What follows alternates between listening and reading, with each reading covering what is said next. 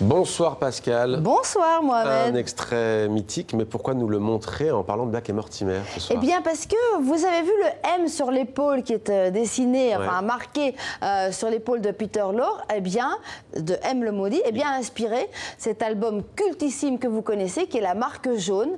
Et c'est pas un hasard, hein, Jacobs est né en 1904 à Bruxelles.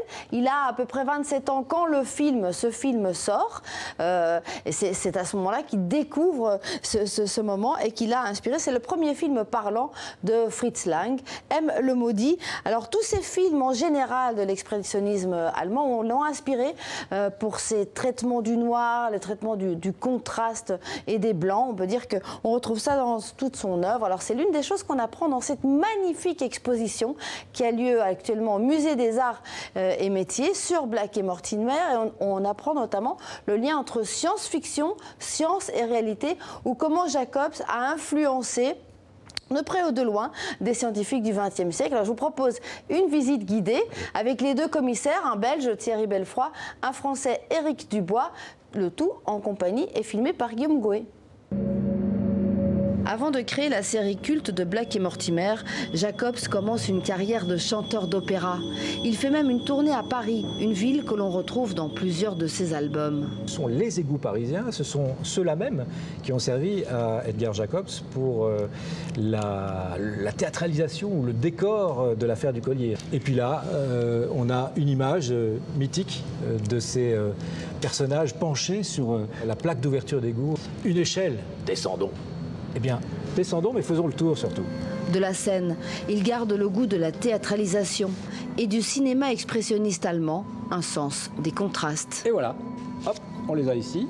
C'est une façon d'éclairer en créant du mystère, en créant des zones d'inconfort, entre guillemets, pour permettre aux personnages d'être totalement impliqués dans l'action et d'être toujours dans des, comme ici, hein, dans des zones de mystère, dans des zones de révélation qui, en plus, sculptent les visages et permettent des expressions de visage qui vont accompagner l'action. Pour réaliser cette exposition, les deux commissaires ont fouillé les réserves du Musée des Arts et Métiers.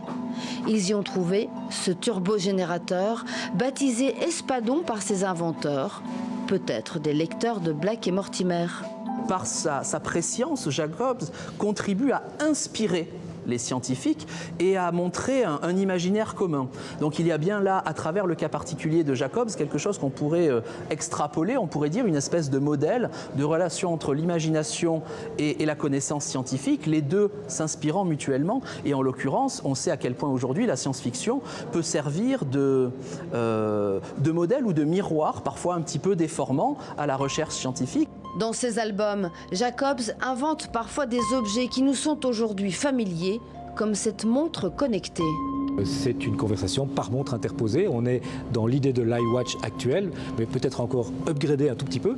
Mais on est en 1960, si je ne me trompe pas, ou 61, donc avec une prescience que Jacobs peut avoir en essayant de se projeter dans ce qui existe déjà. Une œuvre reflet du XXe siècle, avec les débuts de la bande dessinée et les préoccupations de l'époque. Il y a une œuvre qui se crée au sortir de la guerre.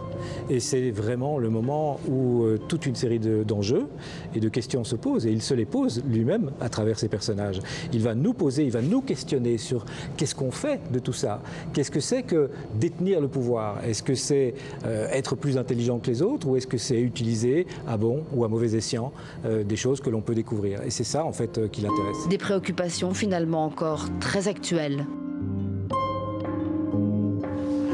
Voilà, magnifique exposition science-fiction à découvrir au Musée des Arts et Métiers à Paris jusqu'au 5 janvier. Vous avez le temps, mais il ne faut jamais se dire ça, sinon on n'y va jamais. C'est exactement ça, Pascal. On va terminer par une disparition dans le monde du cinéma. Oui, Edith Scope est décédée à l'âge de 81 ans. Comédienne et actrice, elle a fait autant de cinéma que de théâtre. C'était l'actrice fétiche de Georges Franjou. On l'a découverte, elle a été révélée dans Les yeux sans visage. Et puis 50 ans plus tard, elle a remis ce masque d'une certaine manière dans cet autre film mythique, Holy Motors de Léo Carax. Elle a été nominée 2 fois meilleure actrice dans un second rôle. Elle ne l'a pas obtenu, mais elle a fait une très très belle carrière. Voilà. Très belle carrière. Merci beaucoup Pascal, c'était Demandé le programme.